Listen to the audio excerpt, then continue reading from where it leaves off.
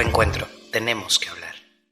Opiniones divididas sobre las disculpas que un ciudadano le tuvo que dar públicamente al presidente de la mesa directiva del Senado, Gerardo Fernández Noroña. Y son opiniones divididas porque todos pensamos que abusó de su autoridad, menos él.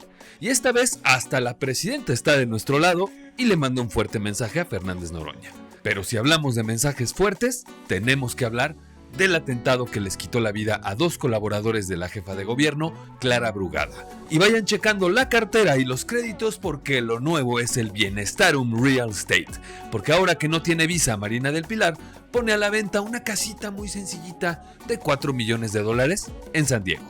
No te disculpes con Noroña y mejor dale like y comparte este episodio 18 de Contrapropuesta. Y comenta si tú, ciudadano, ya estás listo para las elecciones en el Poder Judicial o si vas o no a votar. Contrapropuesta. Temporada 4, episodio 18. Mensajes, disculpas y Bienestarum Real Estate. Cuando las cosas se ponen feas, algunos toman bandos y otros tomamos precauciones, pero cada uno de estos lados tiene personas y la realidad de estas personas es única y diferente a la del otro, y por eso no podemos ver las cosas de la misma forma.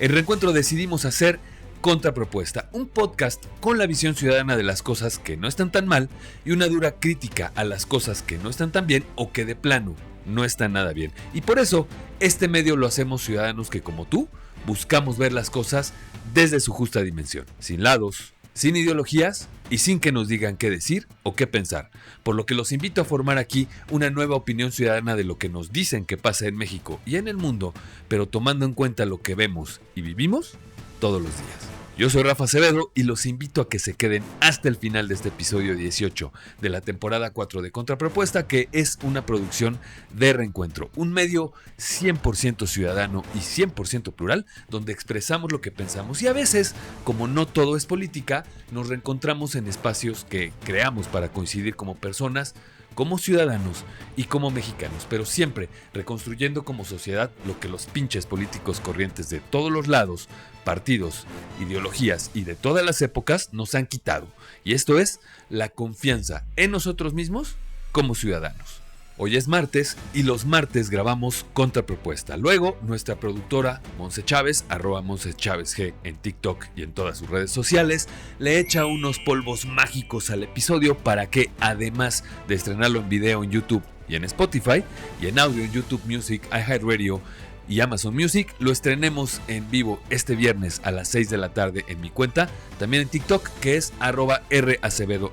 Al terminar, se arma la mesa ciudadana con los que se alcancen a subir al panel en TikTok para que hablemos sobre los temas que tratamos en este episodio. Y los invitamos porque, aunque no estemos de acuerdo en algo o en nada, tenemos que hablar. Y tenemos que hablar si queremos una nueva nación de ciudadanos libres, seguros y sanos. Si todo sale técnicamente bien, cuando estrenemos este episodio de Contrapropuesta será viernes 30 de mayo de 2025 y por lo tanto nos quedarán 216 días del año, mientras que a la presidenta Claudia Sheinbaum le quedan solamente 1951 días para convencer a López Obrador de que por favorcito no vaya a visitar a Trump en Estados Unidos. Quédense hasta el final para los anuncios parroquiales y suscríbanse a este canal. Denle like al episodio y sobre todo compartan nuestro contenido con su familia y amigos por WhatsApp, porque así, además de ser más y más ciudadanos informados, nos ayudas a mantener nuestra libertad editorial. Y mientras podamos, vámonos a la información. Primera nota. Disculpas para el plebeyo. Ciudadanos, esta primera nota a la que yo titulé Disculpas para el plebeyo. Para muchos de ustedes, ciudadanos, Carlos Vázquez de León puede ser un héroe, para otros puede ser una víctima del oficialismo, pero lo que sí es claro es que este abogado tuvo que doblar su orgullo para ofrecer disculpas al presidente de la mesa directiva del Senado, Gerardo Fernández Noroña. Y ustedes se preguntarán, ¿por qué alguien tendría que ofrecer disculpas públicas al compalero tonto? Llama a tu pinche presidente. No se vaya a decir. No, llamar a la En el Aeropuerto Internacional Benito Juárez de la Ciudad de México, en la sala American Express de la Terminal 2, fui agredido por una persona. No es una agresión cualquiera, que no es una agresión personal, es una agresión a lo que represento, la presidencia de la mesa directiva de la Cámara de Senadores, a toda la pluralidad de esta importante parte del Poder Legislativo. Que la persona que me agredió es un abogado de un corporativo internacional. Estaba enfurecido, no solo me injurió verbalmente, sino se atrevió a agredirme físicamente, por lo menos en 3 ocasiones. Lo de ayer no debe quedar impune, debe hacerse una sanción muy firme a esa persona prepotente, arrogante, que se creen como con el dinero lograban las sentencias a su favor. Están desesperados por la democratización del Poder Judicial. Personaje da clases en la Ibero, en la Universidad Iberoamericana, en el TEC de Monterrey, Campus Monterrey. Pareciera una persona honorable y es un verdadero troglodita, una cosa gravísima. La Fiscalía General de la República tiene perfectamente ubicada a la persona. American Express está obligado a dar la información del nombre de la persona, que lo conocemos perfectamente ya esos datos. La Fiscalía tiene también esos elementos. Fui víctima de un abuso y de un acto de cobardía. Recuerden que por ahí de septiembre de 2024 se hizo viral este video donde una persona increpaba y se le acercaba casi a hablarle al oído al compalero Noroña, porque estaba en una sala VIP de American Express y evidentemente este abogado, la persona que lo agredió, Carlos Velázquez, sintió que ese no era lugar para un plebeyo y lo corrió de la sala. Bueno, eso y que en esos días la austeridad republicana estaba de moda y se supone que sigue de moda. El asunto es que este abogado fue tomado por héroe hasta que Fernández Llorona interpuso una denuncia que tomó el cauce procesal debido y llegaron a una etapa de conciliación donde las partes pactaron las disculpas públicas y vayan ustedes a saber cuánto exigía Noroña por la reparación del daño. Y sobre todo me llama mucho la atención que siendo Carlos Velázquez abogado terminara en esto el asunto, ¿no? Al final, sí lo agredió, pero ahorita hablamos de eso. Y si me lo permiten, voy a empezar por decirles quién es Carlos Velázquez de León. Él es licenciado en Derecho por la Universidad Iberoamericana y maestría en el Instituto de Empresa en Madrid. Su perfil en LinkedIn dice lo siguiente: socio con amplia experiencia en el sector de servicios legales, experto en negociación, regulación de valores, derecho internacional, joint ventures y derecho administrativo. Ha trabajado en distintas ramas del derecho, entre ellas derecho corporativo, inversión extranjera, derecho inmobiliario y en las industrias de maquila y energéticos. Este abogado le mandó una carta a Fernández Noroña donde le dice básicamente que lo perdonara y que no lo volvía a hacer, que se lo prometía y que se portó muy mal y, como diría el máster Muñoz, tuvo un comportamiento que no lo representa y que todo esto se trataba solamente de un personaje. Y si no me creen, aquí les leo parte de la carta que yo exageré. No debí usar esas palabras ni comportarme de la manera en que lo hice. Mi actitud fue impulsiva y de mente reprobable. A lo largo de mi trayectoria profesional he mantenido comunicación abierta con personas de todos los gobiernos y niveles, independientemente de sus convicciones o el partido político al que pertenezcan, para contribuir a un país en el que prevalezca la justicia y se respeten los derechos humanos y las libertades fundamentales. En la carta también le dice al senador que estaría dispuesto a ofrecer estas disculpas de manera personal, y así sucedió, pues Carlos Velázquez fue directamente al Senado a ofrecer las disculpas correspondientes y leer su carta a Noroña mirándolo a los ojos. Mientras Noroña también lo miró a los ojos, decía su nombre y lo perdonaba. Señor, me has mirado a los ojos, sonriendo, has dicho mi nombre. Pero como les decía, las opiniones no se dejaron esperar. Y evidentemente, siendo Noroña uno de los personajes más queridos entre los pinches políticos corrientes, hubo pronunciamientos de todos, incluso pronunciamiento de la presidenta de la República a través de la secretaria de Gobernación, Rosa Isela Rodríguez, quien dijo que la disculpa pública de Noroña no es el estilo de la presidenta ni de nosotros, o sea, de la Cuarta Transformación, de la cual el compalerito es palerito. Y no sé ustedes, pero para mí como que lo pelucearon durísimo, al grado que ni la presidenta CONADE, a un lado plebeyo, quiso dirigirse a él. No conozco a fondo cómo se dieron los hechos, pero de manera muy particular, nosotros no estamos de acuerdo con este tipo de conductas. Me parece un reconocimiento que este ciudadano haya tenido la valentía de haber ido al Senado, pero yo nunca lo hubiera hecho. No es el estilo de la presidenta ni de nosotros.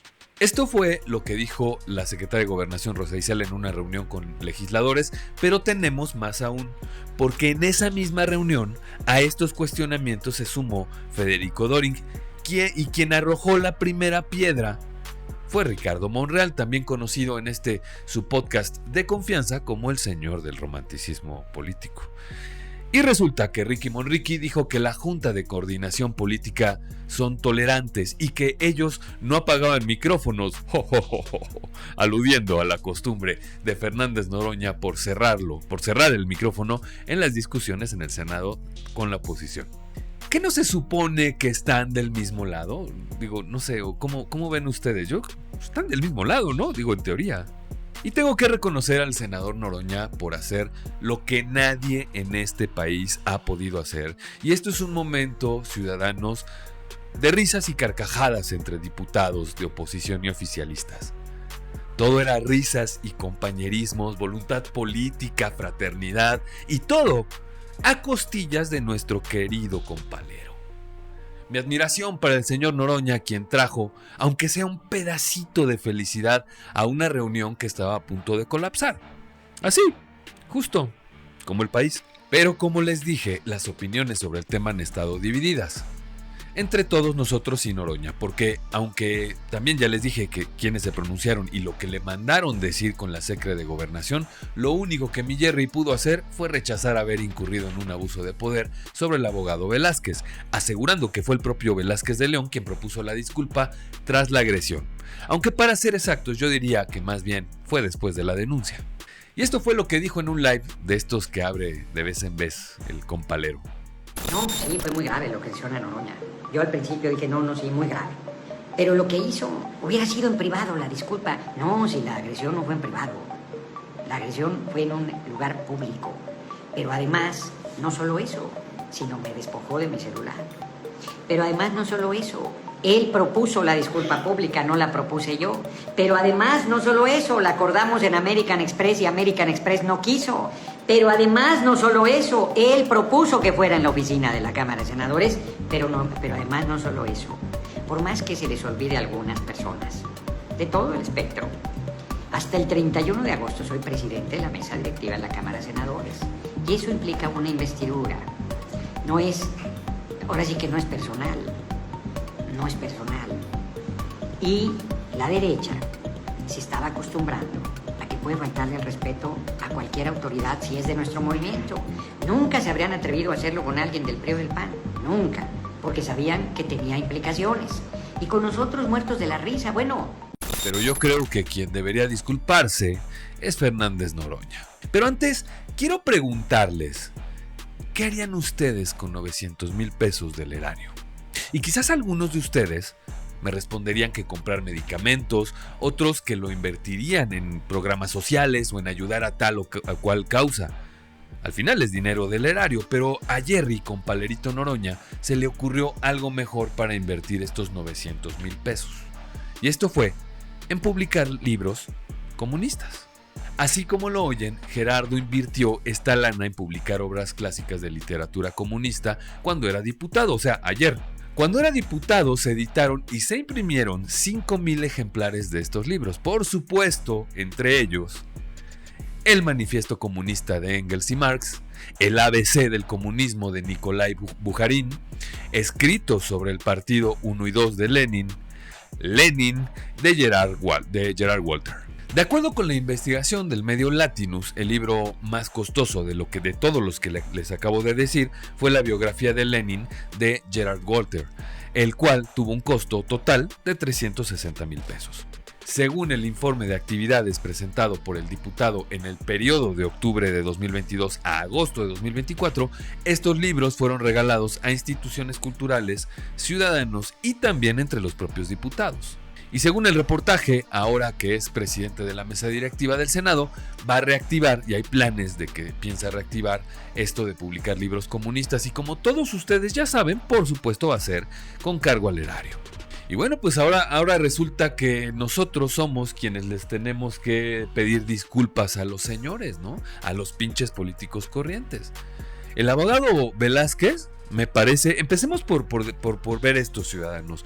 Me parece que no tenemos derecho alguno, sea quien sea, a llegar y agredir ni física ni verbalmente a ningún funcionario público. Partamos de la base de que todos todos somos ciudadanos y de que ellos son servidores públicos. Si son buenos en lo que hacen, si son corruptos, si a ustedes les gusta o no que estén en la sala VIP, diamante, pasha, jeque árabe de la sala de Dubái, bueno, pues ya la justicia o la historia o la opinión pública se encargará de ese asunto. Pero por ahora a mí me parece que no tenemos ningún tipo de derecho de llegar a increpar de esa forma, la verdad, y de violentar.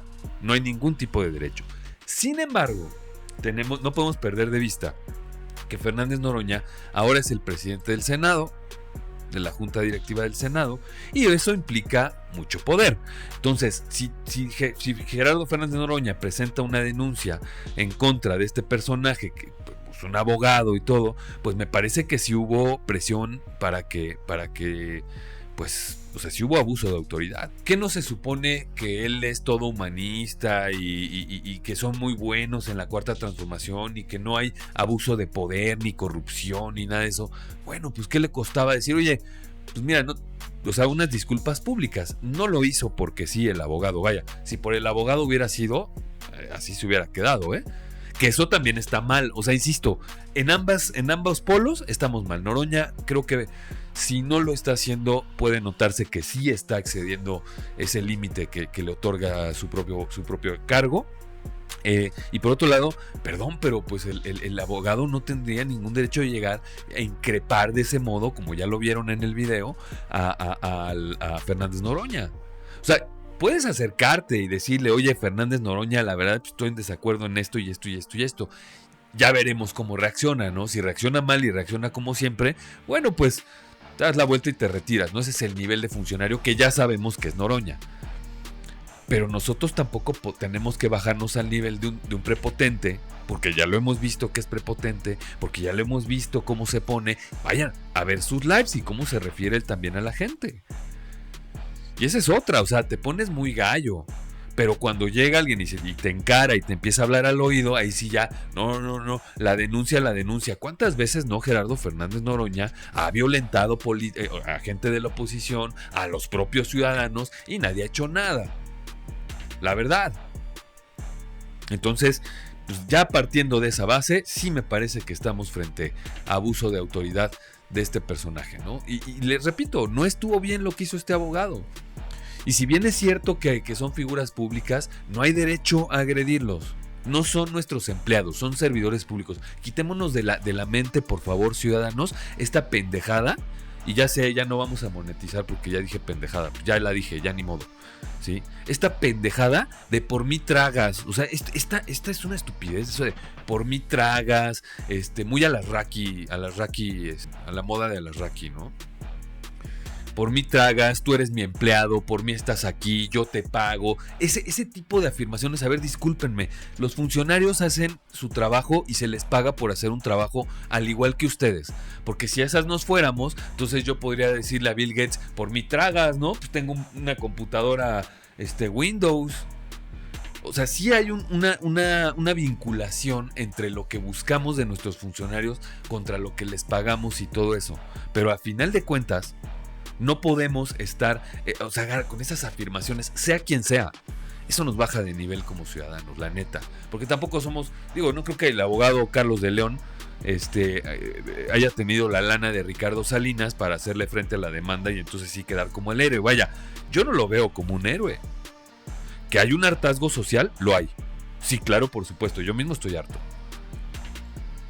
Pero al punto al que quiero llegar es no ser uno, o no se rebajen con estos pinches políticos corrientes y no sean esa clase de ciudadanos avientazapatos como Noroña, por ejemplo, ¿no? Y porque de ahí se agarran para victimizarse. Y ahora yo le pregunto al abogado, ¿logró algo con esto, abogado Velázquez? ¿Cambió el rumbo del país? Ya no va a haber la reforma judicial, la presidenta volteó a ver y dijo no tengo que cambiar, Andrés Manuel López Obrador dejó de ser López Obrador, o sea, cambió algo eso con Noroña, vaya, yo creo que no le quitó ni 10 minutos de sueño a Noroña, Entonces, ¿para qué? Y ese es mi punto con esta nota, ciudadanos. Dale like a este episodio y no te olvides de comentar si tú ya leíste todos los libros que editó Noroña o si de plano tú sí le darías unos zapes al legislador. Solo aguas con las demandas.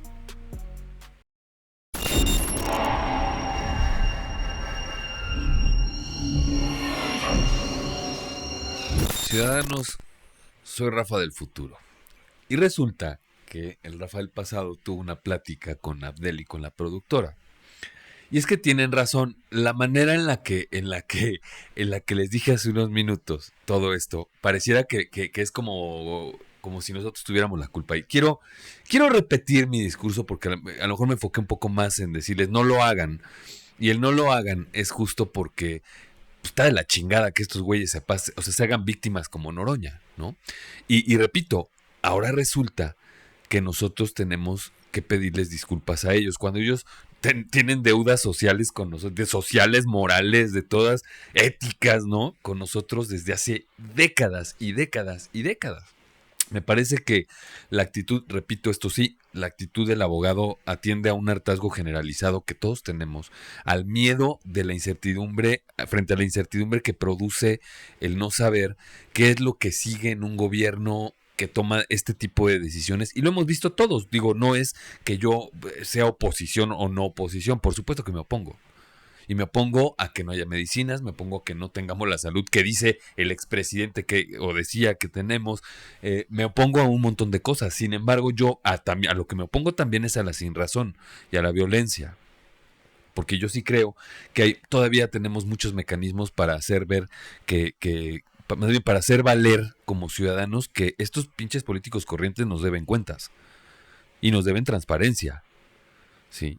Y que evidentemente esto que hace el senador Noroña es lo mismo que hizo en su momento Diego Fernández de Ceballos, que con solo su pura influencia pueden ganar asuntos o en su caso obligar a ciudadanos a que se disculpen.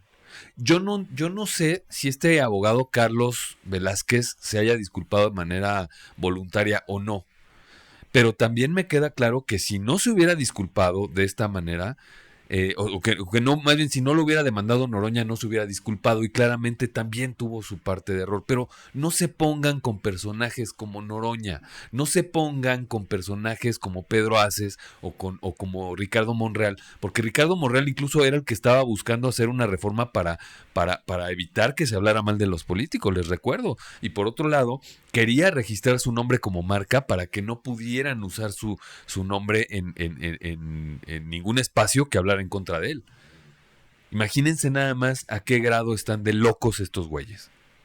Y están ebrios de poder. Esto lo hemos dicho desde que tomaron, desde que están en el gobierno, la Cuarta Transformación. Están embriagados de poder. Entonces, no permitamos que cause efecto su rollo. Lo podemos platicar entre nosotros. Para eso están espacios como Contrapropuesta. Para eso están los lives de TikTok, los nuestros o cualquier otro. Pero mientras, evítense meter en problemas con estos personajes. Sobre todo porque al final, pues, insisto, ellos terminan frente a sus huestes. Ellos terminan siendo las víctimas.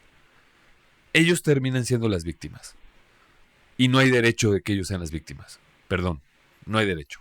De ahí se agarran. ¿Vale? Y bueno, pues cierro diciendo que de todas formas no logró nada el abogado Velázquez, pero tampoco Noroña. No dejen que personajes como este plebeyo, se ponga con ustedes. ¿No? Ya veremos qué pasa después. Segunda nota. Claramente, un mensaje. Ciudadanos, esta segunda nota a la que yo titulé, claramente fue un mensaje. Espeluznante es la palabra con la que quiero bautizar esta segunda nota, y no porque esto que les voy a contar no haya pasado antes, sino porque pasó en la Ciudad de México en contra de altos funcionarios de la Ciudad de México a plena luz del día en una avenida altamente transitada como Calzada de Tlalpan, pero aún más terrorífico, todo apunta a que esto fue ejecutado por profesionales. Y es que este 20 de mayo, la secretaria particular de la jefa de gobierno, Clara Brugada, y uno de sus asesores, Jimena Guzmán y José Muñoz respectivamente, fueron atacados y fallecidos en Calzada de Tlalpan, en la alcaldía más segura, según esto, del mundo, Benito Juárez. El ataque fue perpetrado por al menos 4 sicarios profesionales que ejecutaron este crimen de la manera más profesional, es decir, armas sin registros, guantes, vehículos robados, etcétera, etcétera. Y empecemos por saber quiénes eran Jimena Guzmán y José Muñoz. Jimena Guzmán, socióloga por la Universidad Autónoma Metropolitana y maestra en sociología por la Escuela de Altos Estudios en Ciencias Sociales en París, Francia. A lo largo de su carrera estuvo en varios puestos en la administración pública de la Ciudad de México, como coordinadora de desarrollo educativo en la alcaldía Iztapalapa de 2012 a 2013. También fue subdirectora de seguimiento del jefe de gobierno de la Ciudad de México de 2013 a 2015, subdirectora de giras y reuniones de trabajo en la Secretaría de Gobierno de 2015 a 2018 y secretaria particular de la alcaldesa en Iztapalapa hasta 2023. Ya posteriormente fue nombrada secretaria particular de Clara Brugada. Por supuesto, fue una de las más cercanas colaboradoras de la hoy jefa de gobierno. José Muñoz Vega, por su parte, fue un político con 35 años de trayectoria en la administración pública, especializado en procesos legislativos, políticas sociales, finanzas públicas y asuntos metropolitanos. Politólogo, inició su carrera en 1991 como asesor de la Comisión de Ecología y Medio Ambiente de la Cámara de Diputados. Fue secretario técnico de la Comisión de Desarrollo Social y asesor en la Asamblea Legislativa del Distrito Federal. Participó en la redacción de la Constitución de la Ciudad de México en la Asamblea Constituyente. Y pues durante la gestión de Clara Brugada como alcaldesa, Muñoz se desempeñó como coordinador de asesores hasta que Brugada asumió como jefa de gobierno, donde José Muñoz siguió con la misma función. Como es lógico, estas dos figuras desvividas eran clave en el gobierno y conocidos por varios en la Cuarta Transformación, por lo que el hecho en sí mismo fue un duro golpe en todos los niveles, y se los digo porque tras apenas haber pasado unos minutos de ocurrido el atentado, en la mañanera, el secretario de Seguridad Pública, Omar García Harfuch, recibió un mensaje que los puso nerviosos a todos. Eso incluye también a la presidenta. A la izquierda está Omar García Harfuch. ¿Y qué pasó, Israel? Tú tienes la crónica del momento dramático en la mañanera. Sí, Joaquín, ¿qué tal? Gracias. Muy buenas tardes. Habían pasado unos cuantos minutos de que había iniciado la conferencia de prensa de la mañana. Eran alrededor, Joaquín, de las 7:36 cuando el secretario de Seguridad, Omar García Harfuch, le hace primero, Joaquín, en llegar a la presidenta Sheinbaum Pardo una tarjeta con esta información. La tarjeta se la acerca la directora de Comunicación Social a la titular del Ejecutivo, Paulina Silva. Posteriormente, Joaquín, como tú muy bien lo señalas, el secretario de Seguridad, que estaba sentado justamente ahí a punto de dar un informe respecto a los avances en materia de seguridad, estaba intercambiando mensajes a través de su teléfono celular. La presidenta Sheinbaum Pardo es cuando aprovecha que está hablando, dando un informe respecto a la atención a las causas en materia de seguridad por parte de la secretaria de Gobernación, Rosa Isela Rodríguez, quien también daba detalles, Joaquín, de su visita a la Vaticano. Cuando llama al secretario de Seguridad, la presidenta Sheinbaum Pardo, lo observamos en estas imágenes que captó nuestro compañero Jorge Aguilar, llama al secretario de Seguridad, Omar García Harfuch, dialoga con ella, le muestra el teléfono celular en donde él había estado mensajeando, regresa a su silla silla y unos cuantos segundos después, Joaquín, sale de este salón tesorería el secretario de Seguridad para hacer una llamada que empezó justamente ahí frente a las cámaras y a los medios de comunicación. Sale el secretario de Seguridad, a los 5 minutos regresa aquí a la salón tesorería y de nueva cuenta es cuando se acerca a la presidenta Sheinbaum Pardo. Ya en estos momentos daba un informe el titular de la Guardia Nacional, Hernán Cortés, cuando vuelven a intercambiar puntos de vista la presidenta Sheinbaum Pardo y el secretario de Seguridad Omar García Harfuch, quien ya le confirma este lamentable acontecimiento. Pero hay un colmo, ciudadanos. Resulta que la cámara de C5 de esa zona estaba descompuesta y el video que todos ustedes vieron en los medios de comunicación fue el video de un conjunto de departamentos en Tlalpan, pero lejos de esta falla, lo que puede apreciarse en los videos y en otras evidencias es que un individuo con casco de motocicleta se encontraba a unos metros de la camioneta de Jimena e incluso puede apreciarse que le hace la parada a un taxi.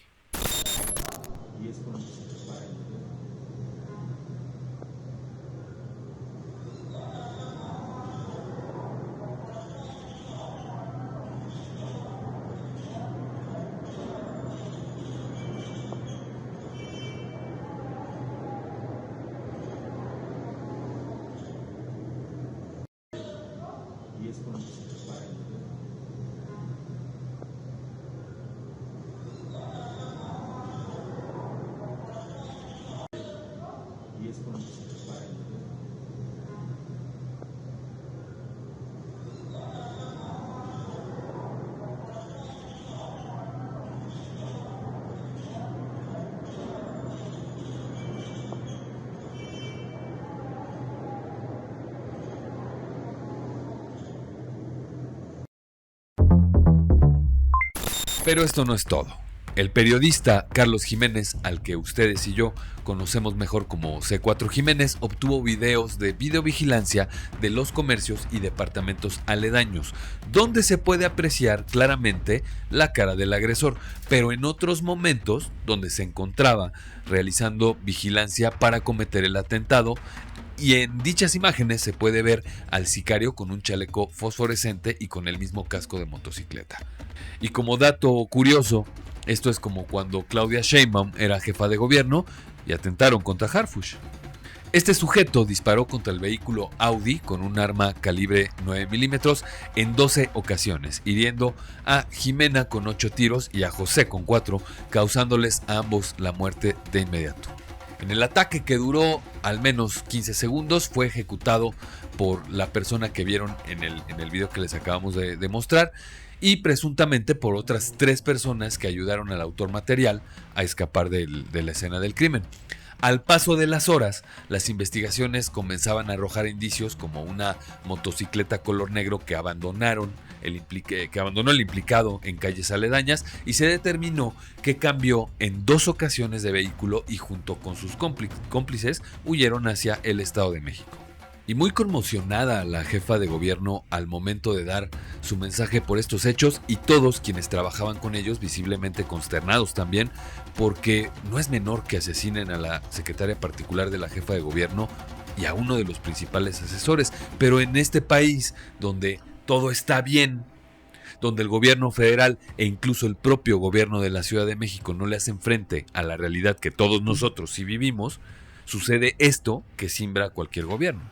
Y es que no podemos negar que aunque sí le han pegado duro al crimen organizado de la ciudad, tampoco perdamos de vista que este crimen tiene todo el tinte de mensaje, pues la manera en que lo ejecutaron, la precisión en todo lo que sucedió ese día, sumado a la manera en que se coordinaron, hace pensar a la fiscal de la Ciudad de México, Berta Alcalde, que todo esto se trató de un crimen perfectamente planeado y perpetrado por profesionales.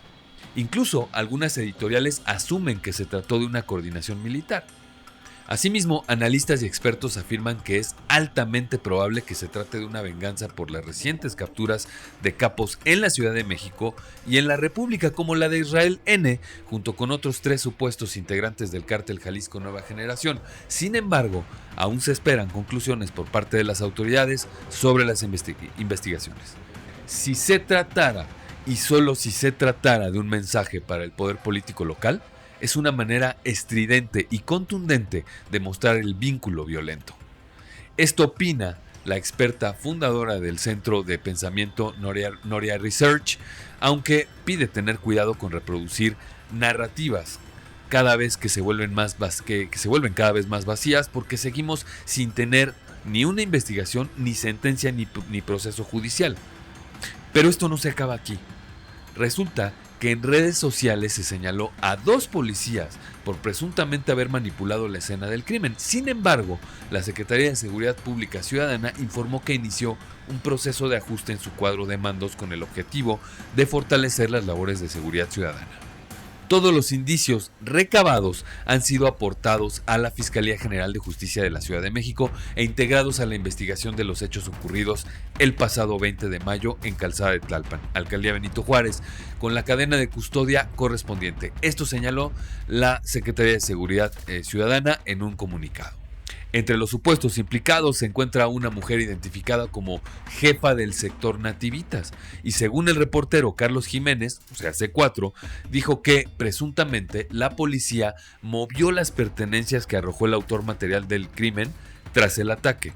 Y como les dije en el análisis de los videos días antes del atentado, se descubrió que además de vigilar la rutina de las víctimas, el sicario estuvo esperándolas sin éxito, lo que implica o indica que una semana antes del homicidio, este sujeto trató de cometer en ese momento el crimen. Y bueno, pues esto es lo que pasa cuando los funcionarios de alto nivel no tienen la seguridad que requieren. Me queda clarísimo que están bajando los índices de crimen en la Ciudad de México, que ya hay menos homicidios dolosos, que ya hay menos robos. O sea, lo tengo clarísimo. El problema es que eso atiende a que cuando se atacan a los grupos criminales como la Unión Tepito, como la Antiunión y todos a los que les han pegado y que están relacionados con el Cártel Jalisco, pues entonces viene una demostración de fuerza. Y esto fue lo que pasó probablemente con el asunto de Jimena y del otro funcionario. Entonces, me parece que es, me parece que es fundamental que empecemos a quitarnos también la idea de que los funcionarios públicos de este nivel no deben tener seguridad, y menos con las cosas como están. Este es el resultado, por ejemplo, de haber quitado al Estado Mayor Presidencial. Hoy que están combatiendo el crimen como se está viendo que lo están combatiendo a diferencia del gobierno anterior, es necesario que desde la Presidenta de la República se aumente la seguridad. Yo no digo que regresen al Estado Mayor, bueno, no lo sé, pero la realidad es que la Presidenta necesita un nivel de seguridad muchísimo más grande. Ahora, ya sé que muchos van a salir a decirme, ay, que yo defiendo a Claudia Sheinbaum y todo este rollo. No es que la defienda, o sea, es la Presidenta de la República. Si algo le pasa a la Presidenta de la República, evidentemente vienen cosas que no nos van a gustar y que vamos a estar diciendo al ratito con teorías conspiranoicas, diciendo, fue la oposición y fue... O sea, a ver, no nos hagamos bolas. Son funcionarios públicos de una nación grande como es la nuestra y tienen que tener seguridad y se les tiene que cuidar. Este es el resultado de una absurda política y austeridad también en temas de seguridad de funcionarios. Digo, si la Presidenta tiene que andar en una camioneta blindada, tiene que andar en una camioneta blindada. Si la Presidenta tiene que tener un avión, que tenga un avión. Yo no puedo creer que no haya el sentido común para blindar a nuestros funcionarios independientemente de la extracción política e independientemente de lo que sea. Y esto es obra de López Obrador. Obviamente nadie quería hacerle daño a López Obrador porque pues probablemente estaba relacionado con los que sí pueden hacer daño, ¿no? Digo, no siendo aquí terraplanista, ¿verdad? Entonces, les digo en serio, o sea, no se dejen llevar, nuestros funcionarios tienen que estar protegidos. Y lamentable lo que pasa en la Ciudad de México, y lamentable que no haya más sensibilidad a partir de esto sobre que esto es lo que le puede pasar a cualquiera en el camión en Ecatepec, en el tráfico en Tlalnepantla, ustedes díganme, en la propia Ciudad de México, en Polanco, en cualquier parte ya, ninguna se salva. Y dicen y vienen a dormirnos con que los niveles de violencia ya bajaron y que estamos mejor que nunca. Y hay realidades que no quieren afrontar, ya lo dije, no lo quieren afrontar. Políticos, es hora de que ya le hagan frente con transparencia y decir la verdad. Y si tienen que irse, ni modo. Y si tienen que cagarse en el jefe anterior, cáguense en el jefe anterior. Pero claramente, esto fue un mensaje. Claramente nos está cargando la chingada. ¿Hasta cuándo vamos a dejar de ver este tipo de cosas en México? Y esa es otra, ¿no? Tenemos todavía ahí a Culiacán, ¿no? Sinaloa sigue en llamas. Ya hasta los medios lo dan por normal. Y no sé cuántos días de violencia llevamos. Es una vergüenza lo que está pasando en el país. Y es todavía más vergonzante que no acepten las cifras. Si bien es cierto que lo están combatiendo, bueno, también saquen las cifras, las reales, y no hagan divisiones y segmentos estúpidos a modo. Los muertos son muertos, los desaparecidos son desaparecidos. No hay subramas. ¿Sí? O sea, no hay atajos en el gobierno. No hay atajos en gobernar. Dale like a este episodio y comenta si tú crees que los funcionarios deben estar mejor protegidos, y comparte este episodio para que podamos ser más ciudadanos que, como tú, buscan ver las cosas desde la realidad de lo que pasa en el país y en los lugares donde vivimos. Tercera nota. Bienestarum Real Estate.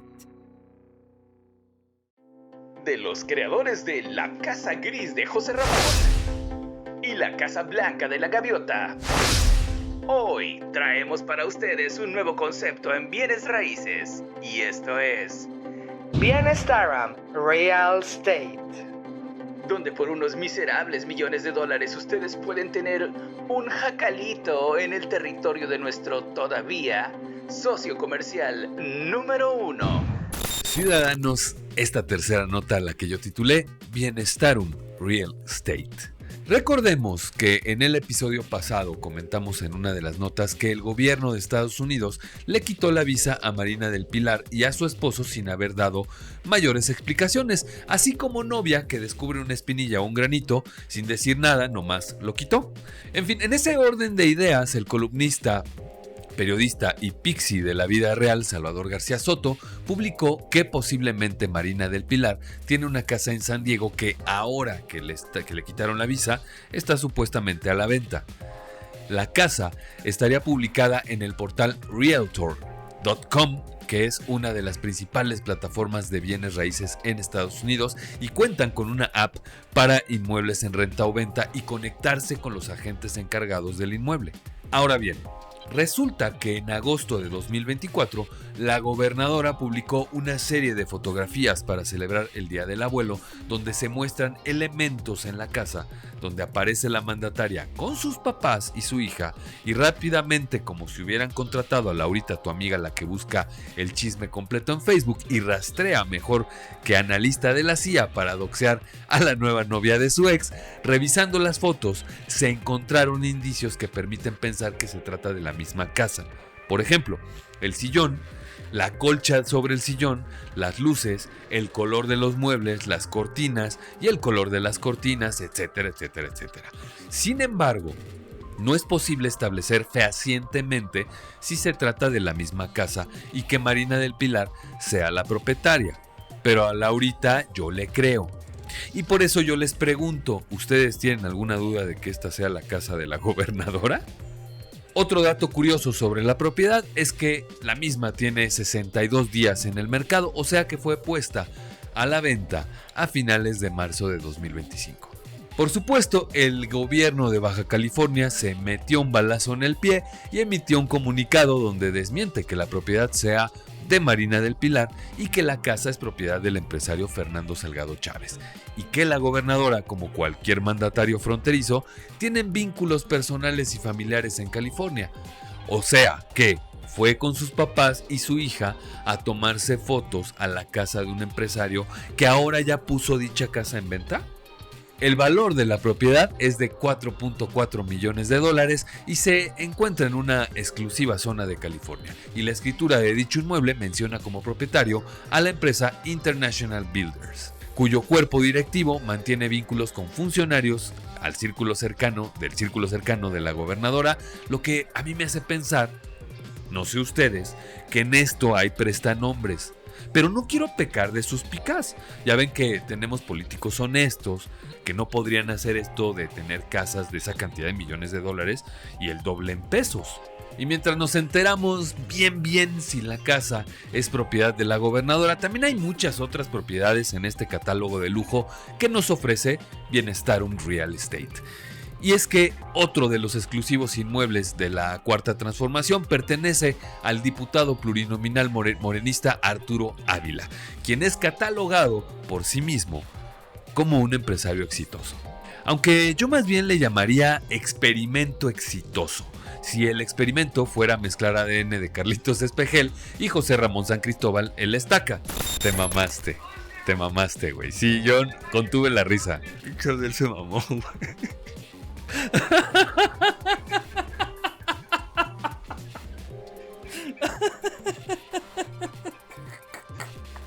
Ya, güey, hay que grabar, güey. Ya voy a acabar. Y él cuenta con un inmueble en California valuado en casi 5 millones de dólares. Y pues esta información fue encontrada justamente por Mexicanos contra la Corrupción y la Impunidad. Según esta organización, Ávila posee esta propiedad en uno de los lugares más exclusivos de California, pues tiene de vecinos a personalidades como Bill Gates, Janet Jackson y Arnold Schwarzenegger. Pero la compra. Mexicanos contra la Corrupción, al igual que su vecina Janet Jackson, es famosa por dejar las cosas al descubierto y dijo que la adquisición de la propiedad ocurrió mientras IBM Industrias Militares de Alta Tecnología Balística SASB, insignia del grupo empresarial que ha encabezado Ávila y su esposa, enfrentaba un bloqueo de cuentas bancarias. Que por cierto, eso de industrias militares y de balística suena mucho como una empresa que tendría su otro vecino, el frío y despiadado robot sin alma, Bill Gates. Arturo Ávila es diputado federal por Morena en la 64ª legislatura, por supuesto por representación proporcional o como todos lo conocemos, parásitos. Plurinominales. Licenciado en Derecho por el Colegio Superior de Ciencias Jurídicas y una maestría en el IPADE. Este diputado ha sido columnista y analista de varios medios de comunicación y es fundador de incubadoras de talentos para jóvenes en Aguascalientes y también es jefe editorial en varios periódicos mexicanos que seguramente apoyan a la 4T o reciben apoyos de la 4T. Esto es solo una probadita de lo que ustedes pueden tener si se consiguen una vida de político que les dé 5 millones de dólares extras que puedan gastar en una exclusiva residencia del catálogo que trae para ustedes Bienestarum Real Estate. Pero si ustedes pensaron que el catálogo se limita a solo 2 propietarios, no es así.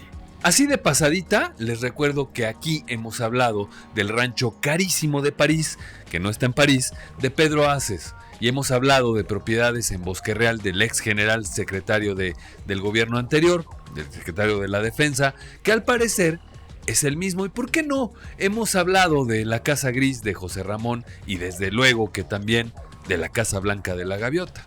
Pero para los más exigentes pinches políticos corrientes, también hay propiedades para inversión.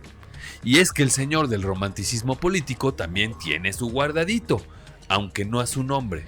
Pues resulta que Ricardo Monreal tuvo a bien defender de manera muy neutral a la gobernadora Marina del Pilar, porque muy ingenuamente dijo que las propiedades de la mandataria deben estar registradas en las declaraciones patrimoniales y que él va a esperar a que suceda algo para pronunciarse.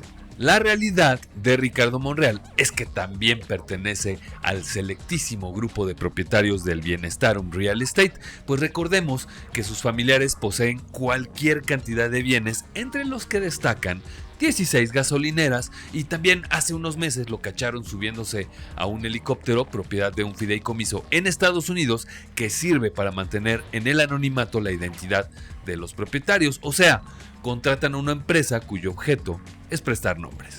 Y no se olviden que en 2015 hubo una investigación periodística que indicó que su esposa, en ese entonces, su hija, hermanos, y por hermanos me refiero a un chingo de hermanos, tienen en conjunto al menos 46 propiedades en Zacatecas, entre las que destacan fincas, residenciales y terrenos agrícolas. Qué prolíficos los Monreal y en general los de la Cuarta Transformación, ¿no creen? O sea, sabemos que una familia tan grande requiere mucho espacio, pero esto ya es una pinche exageración. Pero en este exclusivo catálogo no solo encontramos al morenismo nacional, sino que también hemos visto en su haber inmuebles con valor de 300 millones de pesos comprados por tan solo unos centavos, o incluso casas en Campeche de 30 millones de pesos o más, con colección de autos en su interior, y me refiero a las propiedades del señor que debe ir por todas partes con tarjetas de emojis porque el Botox ya no le deja expresar mucho que digamos, y me refiero a Alejandro Alito Moreno, quien ya ha demostrado que también es un empresario exitoso, pues se le ha visto en diferentes autos de lujo, casas en zonas exclusivas en su estado, y por supuesto que hemos visto también los terrenos a pie de playa que compró a precios de risa. También tenemos a otro más que usa Botox, a Enrique Vargas. También compró un inmueble en Bosques de las Lomas por tan solo 10% de su valor, y hasta el notario que hizo la operación también salió investigado por lavado de dinero. Y no se digan las propiedades del ex gobernador y tío de nuestro ex tlatoani, Enrique Peña Nieto, Arturo Montiel, a quien se le descubrieron diversas propiedades de lujo en México, Francia y España, con valores individuales que rebasaban los 2 millones, o no menos, 5 o 6 millones de dólares. Las investigaciones siguen en curso, y así, con todo esto, la vida nos demuestra que con el título de pinche político corriente, también viene una membresía exclusiva con diferentes esquemas de negocio para que te integres a este exclusivo y selecto grupo de propietarios, quienes irán poniendo sus propios inmuebles en venta conforme les vayan revocando sus visas. Así que, ciudadanos, preparen sus ahorros. Vayan viendo cuánto les va a dar el Infonavit y vayan saludando a su ejecutivo de crédito del banco, porque pronto vamos a ver ofertas que son imposibles de rechazar, que tienen su propio real estate, mientras nosotros los seguimos viendo como lo que son realmente, un real painting.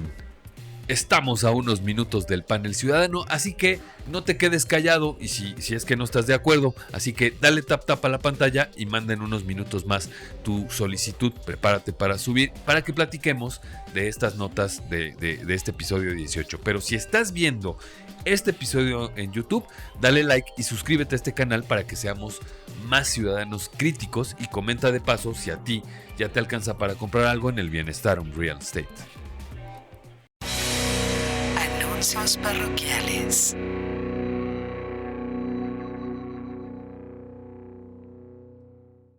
Ciudadanos, bienvenidos a los anuncios parroquiales traídos a ustedes por nuestro orgulloso patrocinador Porrito Craft, y por supuesto iniciamos con el primer anuncio parroquial, que es invitarlos a que visiten la página de nuestro orgulloso patrocinador y que vean, ya que viene el Día del Padre, hay cosas también para hombres, vienen otras fechas y también no dejamos de tener cumpleaños alrededor y fechas especiales que celebrar, así es que siempre un detallito bonito, un detallito que nadie más tenga, porque esto es artesanal, no hay dos piezas iguales, pues está padre, ¿no? Está padre regalar algo así de significativo. Así es que los invito a que vayan a la página de Porrito Craft y vean que les gusta. Hay por encargo, están a tiempo, no es caro, eso es lo mejor de todo esto, que no es nada caro, y que por supuesto van a tener un regalazo a quienes se lo vayan a hacer, o incluso para ustedes también, si ustedes quieren, ven algo ahí que les guste y todo, compren en Porrito Craft. El segundo anuncio parroquial es invitarlos, por supuesto, como todas las semanas,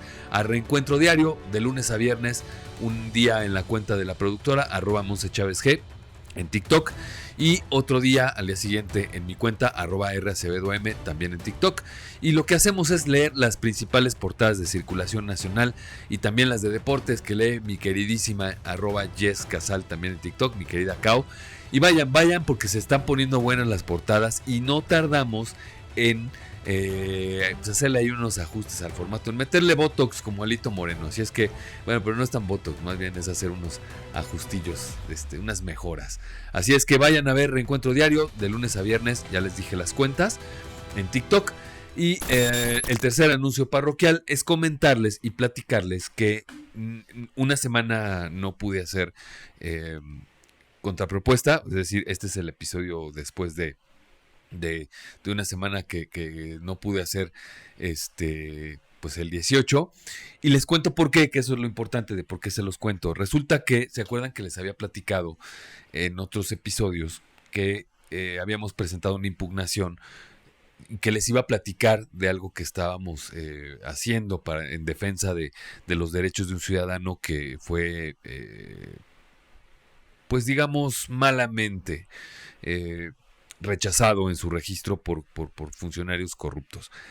Esto ocurre en el municipio de Nezahualcóyotl, como ustedes ya muchos de ustedes ya saben, perdón. Y obviamente este es un llamado también a tres personas fundamentales, ¿no? La primera, por supuesto, al alcalde Adolfo Cerqueda. Tratamos de platicarlo contigo, alcalde. Tratamos de ver cómo podíamos colaborar para llegar a un acuerdo. Esto no pasó. Te comento, alcalde, también que en los grupos de vecinos, en los grupos que manejan las redes vecinales, incluso que ustedes que se crearon en tu gobierno, te comento que también pues están celebrando una confirmación de algo que no es una confirmación. Te comento, alcalde, también que están diciendo cosas acerca de personajes que pues en realidad lo único que han hecho es trabajar por la colonia en lo que tú estás fallando. Y así te lo digo directamente, alcalde Adolfo Cerqueda. Y bueno, pues andar celebrando esto, estar celebrando que le cerraron a un ciudadano un espacio, pues no me parece razonable, ¿no? Creo que hasta hoy habíamos mantenido una actitud de civilidad, una actitud de respeto hacia tu gobierno.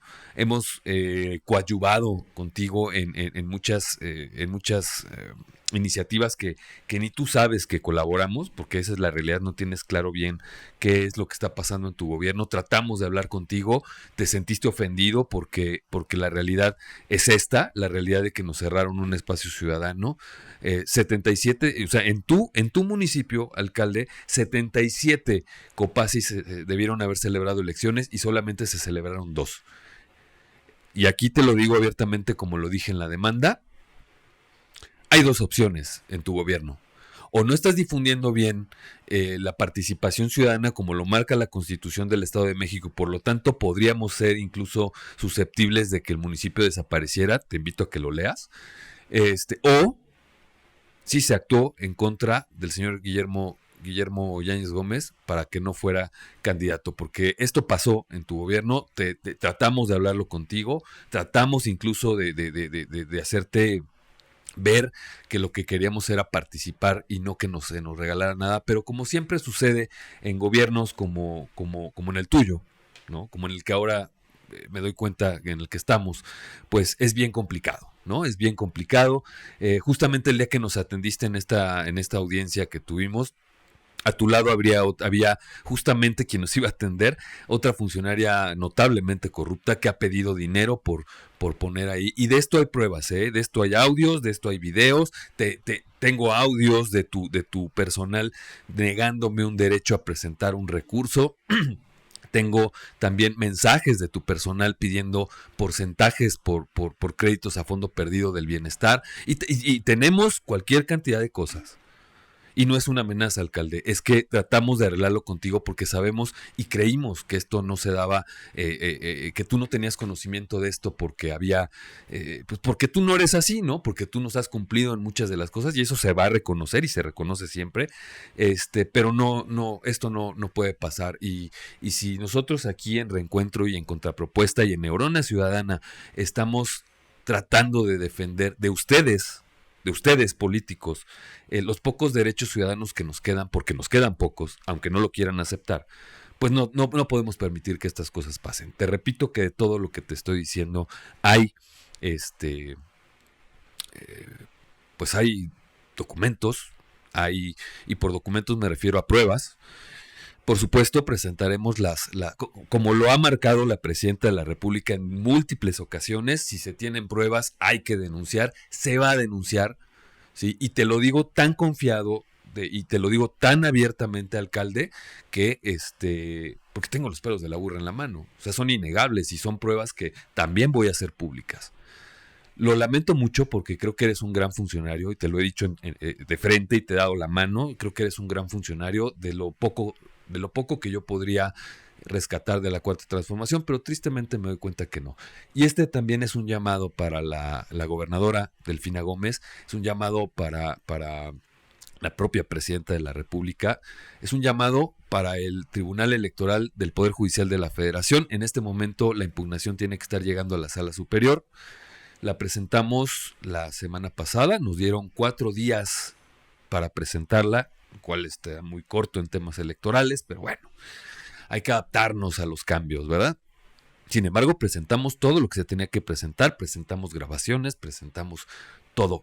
La respuesta del Tribunal Electoral del Estado de México, una respuesta burda, una respuesta que me encantaría explicarles, pero por tiempo no puedo hacerlo en este momento, que se los explicaré en un botón de pánico para que ustedes puedan ver explicadito, sencillito y con manzanas qué fue lo que pasó y cómo fue que decidió la magistrada presidenta del Tribunal Electoral del Estado de México no valorar las pruebas. Simple y sencillamente dijo no valoro, simple y sencillamente dijo no le entro al fondo del asunto porque está a destiempo, cosa que era totalmente infundada.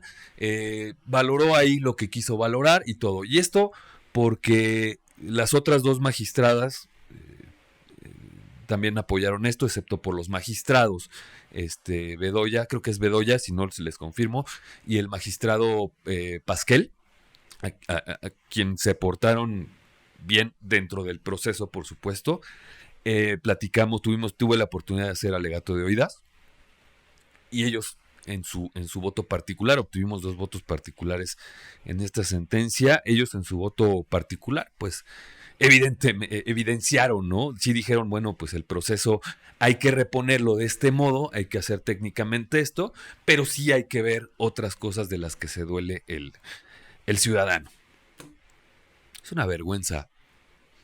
Es una vergüenza que esto pase en un país donde se nos dice que hay libertad de expresión, que hay democracia y sobre todo que hay participación ciudadana. Y de todo esto, insisto, ciudadanos, hay pruebas. Pruebas. Vaya, se los pongo así. Le mostré las pruebas al magistrado Pasquel. ¿Sí? Pruebas que por supuesto no están dentro de la litis, dentro del proceso, pero que son pruebas que determinan realmente la mano que meten estos funcionarios ahí que todavía no sé si mencionar nombres porque quiero consultar muy bien el Código Penal del Estado de México, pero a final de cuentas ya están controlando también los copacis y no sé allá en Ciudad de México los copacos. Es triste que un funcionario como Adolfo Cerqueda, su labor se vea empañada por funcionarios pues, que no sé por qué están en el gobierno municipal. No checa. Y por más que hemos tratado en estos espacios de ser los más objetivos en Neurona Ciudadana, de participar, no nos dejan. No nos dejan ni siquiera reconocer lo bien que hacen las cosas. Por este tipo, porque hay otros ámbitos en donde ustedes no ponen atención, o sea, donde están siendo negligentes, porque esa es la palabra, o de plano están coludidos. Y yo no quiero pensar que a este nivel, también en el Tribunal Electoral del Poder Judicial de la Federación, suceda lo mismo, la misma línea de lo que sucedió en el Tribunal del Estado de México. Claramente la sentencia, y es pública, ¿eh? Vayan a ver vayan a ver la sesión y busquen por ahí del minuto, es 1:30, a la hora 30, pónganle exactamente ahí, y escuchen lo que dicen del expediente 148/2025, JDCL, algo así, 148/2025. Ese es nuestro asunto. Y vean nada más el razonamiento y chequen también los votos particulares de los magistrados. No me crean a mí. Todo está en video, todo es público y el alcalde Cerqueda tiene clarísimo quiénes somos. Clarísimo, que no se haga. Sí, entonces, alcalde, si ustedes ciudadanos, por favor, arróbenmelo aquí, o arroben al gobierno de Nesa, por favor, si ustedes fueran tan amables para llamar la atención del alcalde Cerqueda y decirle, oye, alcalde, pues, ¿qué onda, no? ¿Somos o no somos? Y en fin, y bueno, pues para movernos un poquito más, ciudadanos, ¿qué les parece que nos vamos con esto a la contrapropuesta playlist? Contrapropuesta playlist.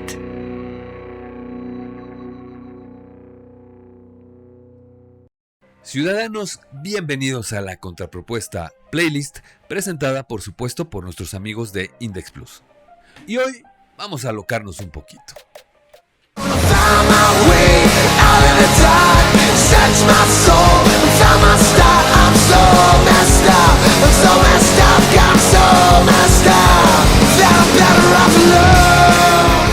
Better Off Alone de Mark Daly es una canción de rock alternativo lanzada en 2024 como parte de su álbum Devil Arms. La letra habla sobre una relación fallida, la tristeza de la ruptura y la aceptación de que es mejor seguir adelante solo, aunque duela. El tema tiene una atmósfera melancólica con un videoclip que complementa su tono introspectivo y emocional. Ha sido bien recibida en plataformas de música y cuenta con una versión acústica que resalta su vulnerabilidad. Mark Daly es un cantante y compositor irlandés de rock conocido por su potente voz y estilo emocional. Comenzó su carrera en la banda The Voodoos y luego se unió al supergrupo Operation Man-Cran de Geoff Tate, ex Queen's Ricks o algo así. Ahí una palabra muy rara.